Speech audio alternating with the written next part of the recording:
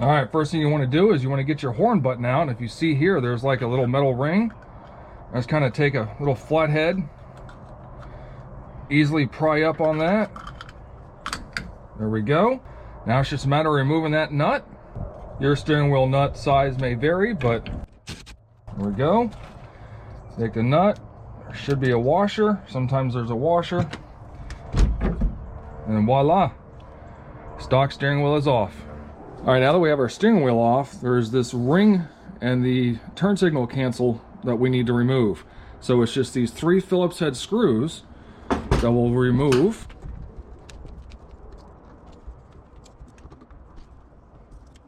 Now set those 3 stock screws up to the side because you will not need those. I'm going to go ahead and remove this assembly here along with the wire that you disconnected, and that should just lift right on up out. Just like that. And we need that for the new hub assembly to get your horn to work.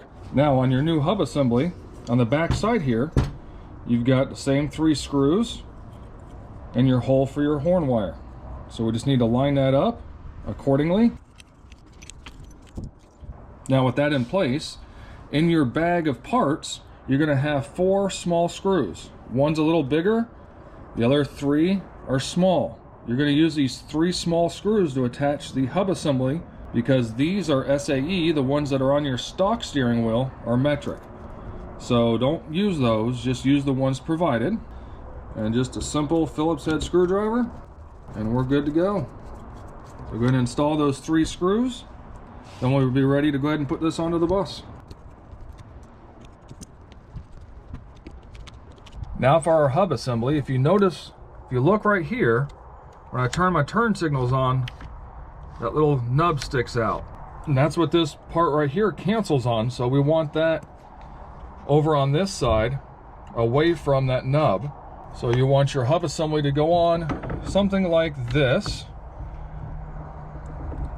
And then what I like to do afterwards is line up and make sure that my steering wheel is straight, since I took my old steering wheel off straight as well.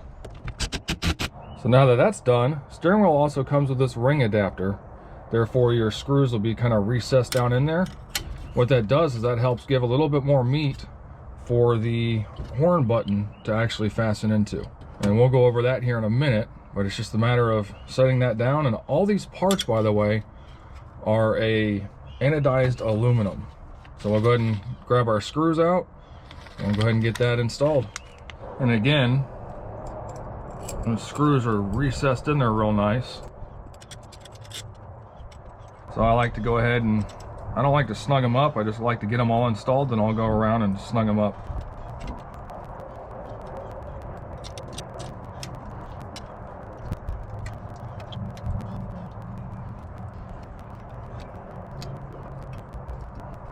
Now that that's installed, it's time to install our Westphalia horn button. Now again, there's multiple different horn buttons you can choose. These are actually laser engraved, so they're definitely going to hold up. Anodized aluminum, again, good quality. So if you look down in there, there's a tiny little hole, and you have 1 screw left from your install kit right there.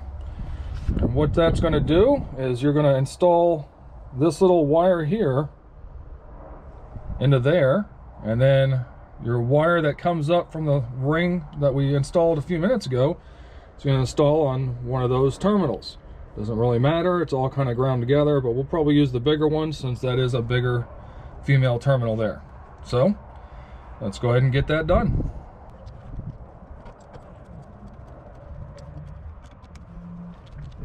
So we'll go ahead and wrap that around, and then we can hook up our terminal right here. Now before we even push this down in place, we should be able to turn our ignition on. There we go, horn works. So this actually has a little O-ring built into it, so that's what holds it down in its place. Very simple, very elegant. Get it lined up and just push it down.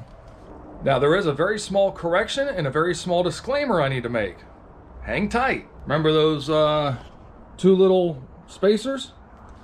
The spacer does not go on the shaft in between the hub, it actually goes here. So say you needed to space this out in order, you know, that little part we took off, if we needed to space that out in order to get your horn to work, that's what you would use, right? Not to mention that this may need to be spaced up a little bit more for your cancellation, for your turn signals to work, things like that. So that's where those go. I did not need to use either one of them on my application. Now, disclaimer, if your horn did not work before, installing this probably won't fix that problem. You've probably either got a bad horn, a bad ground, broken wire, or something of that nature. So by installing one of these steering wheels and horn buttons does not magically make things work that did not work before.